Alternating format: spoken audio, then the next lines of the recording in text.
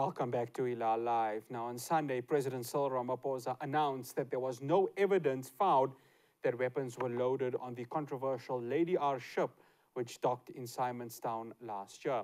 Now, this is in stark contrast to what U.S. Ambassador to South Africa, Ruben Brigady, mentioned, in which he was confident that weapons were loaded during the ongoing Russia-Ukraine war.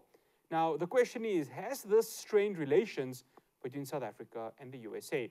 Joining us now to discuss this is Daily Maverick Associate Editor, Spector. Mr. Spector, good day, and thank you so much for joining us here on Hilaal Live. It's a pleasure. All right, Mr. Spector. When President Ramaphosa was obviously reading the details of the report, obviously, we don't know the full details with regards to it. He mentioned this will jeopardize the work done by the South African National Defence Force and other stakeholders. My immediate thought was, what will Ruben Brigady think? At this very moment, what is in the mind of Ruben Brigady at this moment? Because my understanding is he is still very confident. Look, there were weapons that were loaded on that ship, which is being currently used inactive during the Russia-Ukraine war. Well, I don't have any special insight into what Ambassador Brigady is thinking then or now. I mean, he hasn't chosen to confide that with me. But I will say, I think that he's probably saying that that he watched President Ramaphosa's presentation on Sunday night and said two things. He said, one, there's no detail about what was loaded onto the ship, which is a gap in the way in which the presentation was made, or in fact, the way in which the loading of the ship took place quietly, secretly, middle of the evening at a pier that belongs to the Simonstown Naval Base. Having said that, he's also, I suspect, paying more attention to the idea that going forward, looking forward, the relationship between the two countries is in that inevitable turn of phrase. They're turning a new leaf, they're turning a page to look forward to the future. I say that because although this has been a difficult diplomatic moment for both countries, there are other things on the horizon that need attention. And in a larger picture, of course, whatever happens diplomatically between the two nations, that does not even speak to beginning to talk about the large, multivariate relationship between the two countries that's much more than simply an ambassador, an embassy, and remarks by various government officials. Now, let's break that down.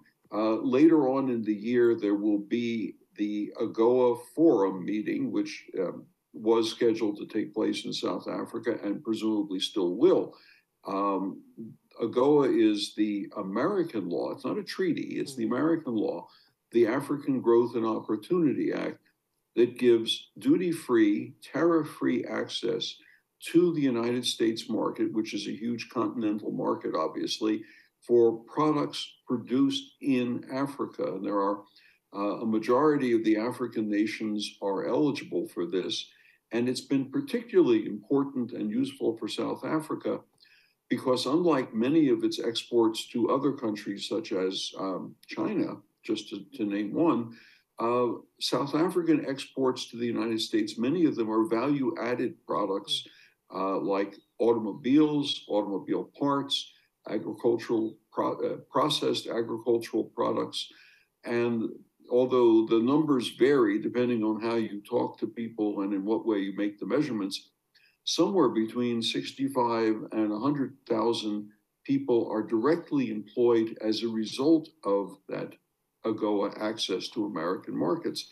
And that's a significant share of the South African economy and its exports. And South Africa actually has a trade surplus with the United States, partly as a result of those products. And let me add a further point to that is also non-governmental. There are 600 or more American companies operating in South Africa, And these are not US government companies, these are private enterprises, whether they're direct investments or franchises or various other mechanisms. And they employ hundreds of thousands of people, and they too are a significant share of the South African economy. And when we talk about the relationship between the two countries, we must always keep in mind that although government to government relations matter, the economic relations by individuals, companies, and other organizations also matter a great deal. Now, let me add one other layer to this, and it's a government program, but it has major effects throughout the economy, and that, of course, is the PEPFAR program, which I must say is the world's worst acronym, but what it represents is a 20-year commitment by the United States to assist South Africa in dealing with the HIV/AIDS pandemic, and a vast amount of money has gone to South Africa, not necessarily just to the government, but to NGOs and to researchers and universities and elsewhere in order to deal with the disease, both in a research sense and a palliative care, in dealing with protection, prophylaxis. And so the layers of relationships are important, deep, and complex. And none of that I've mentioned so far even includes all of the private activities, various people going to and from different universities, private exchanges, various other things that take place and have taken place, especially post-1994. So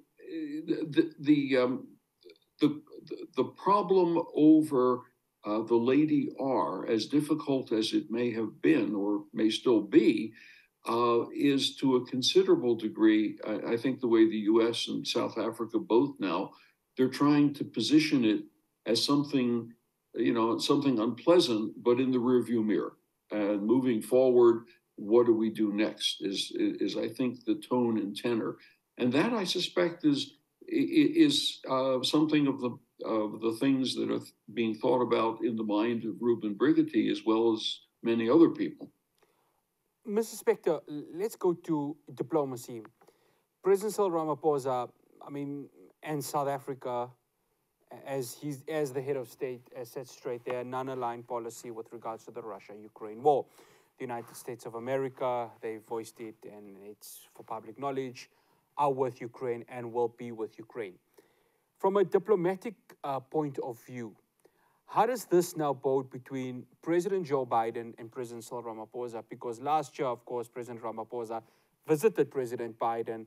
They, of course, came to a certain agreements from a diplomatic point of view. Yes, we've got AGOA, and of course, this year is going to be a huge litmus test in terms of whether South Africa is going to be in AGOA. But from a diplomacy point of view, what happens now, especially what happened with regards to President Ramaphosa's message, which he delivered on Sunday? Well, I think we've covered that to some degree, and the point really is that they will disagree on the nature of South Africa's relationship with Russia. They will disagree strongly about military cooperation between the two countries in joint naval exercises. They will disagree about the idea that South Africa will send delegations to military and security forums in Moscow and have other high-level visits or entertain Russian visitors in South Africa. But that is not the only thing that the two countries will talk about. As I say, there are a whole range of economic and trade relationships to be maintained, to be discussed, to be improved. There are cooperations in the medical and public health area that are enormously important. And there are also, and let's not forget about them, there is a level of cooperation on African security in various parts of the continent where this is necessary and where the two countries are paying attention and are cooperating. And I'll even just add as a footnote to all this, there have been joint exercises between South African and American military forces. They're not usually exercises that involve invading another country. I have to be clear about that. The most recent one that I remember dealt largely with the joint operations in handling an international humanitarian question. But all of these things matter as well. And there's all the humdrum, normal things that take place in a diplomatic relationship, agreements that need to be examined, renewed, advanced, changed, altered, discussed. There are discussions at the UN on food security, under the UN auspices, I should say, on food security questions, on climate.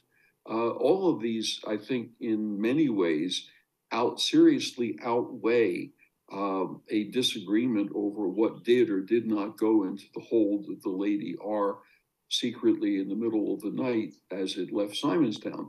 And I guess the version I would leave you with is that the two countries are trying, a little stumblingly maybe, but they're trying to figure out a way to put that particular unpleasantness behind them so that other things that are presumably more important can be dealt with. Right now in Kenya, for example, there's an African meeting on climate.